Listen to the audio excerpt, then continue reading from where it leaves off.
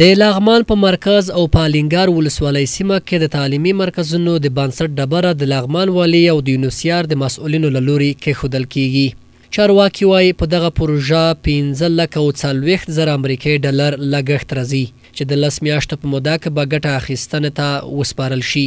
انجینو د لیسې ودانۍ ډبره کېښودله چې دا تقریبا ودانۍ به 2 پوړیزه ودانۍ وي او انشاءالله 2,90,000 ډالر مصرف پې راځي.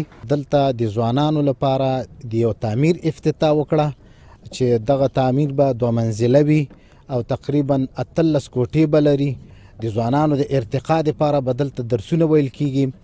یو کال کې دننه انشاءالله دا پروژه ګټې اخیستنې ته سپارل کیږي.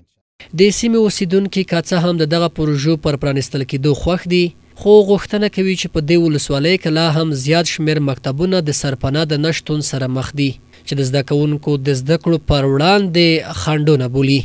په څنګ کې موږ د ذکرو مکتب لرو او هغه بې سرپناه ده او هېڅ شی نه لري او کوم تعمیر نه لري او احاطه یې پاتې ده همدغسې بې سرنوشته پروت ده.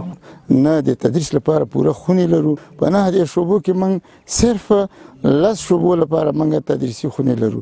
نو ټول په ډاک او که چېرته باران سي د باران د کېدو له وجې نه موږ شاګردان څوک یا په خونو کې ایسارو او یا رانه رخصته وي ځکه باران یې سخت. په ورته مهال په ختیځ کې د یونیسیار مشر وایي د تعلیمي بهیر د ژوندي ساتلو لپاره 2 لسیزو راپدې خوا خدمت کړی او هڅه کوي چې ښځینه‌و ته د زده کړو زمینه هم برابره کړي.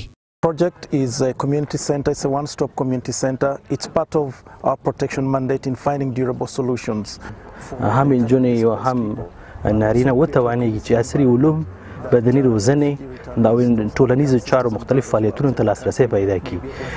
د یونیسیار فعالیتونه ورته فعالیتونه د داخلي بیځایشو او وطن ته راستنې شو د کډوالو د هوساینې او هغې ته مناسب چاپیریال او فرصتونه برابرولو یو بیلګه ده. د قراردادي شرکت مسؤلینو بیا ولسونو ته د کیفیت له اړخه ډاډ ورکړی او ژمنه کوي چې د کړي قرارداد له مخې به یا د ودانۍ سر ته ورسوي. د نسوان نمبر 2 لیسه ده. دلته یو پروژه ده چې د ساختمان تقریبا 610 متر مربع ساحه کې جوړیږي او 2 منزله لري او پوخ او اساسي جوړیږي انشاءالله. د کې احاطه ده د باونډري وال د مکمل پکې واټر پروګرام پکې هم شته دی. نظارت بخش کې د فاونډیشن بخش کې د یونیسیار مکسر شته دی او ارګنایزیشن شته دی او د معرف ټیم او د نور د ولایت لخوا نه د معرف لخوا نه ټول مکسر په نظارت کې دی انشاءالله.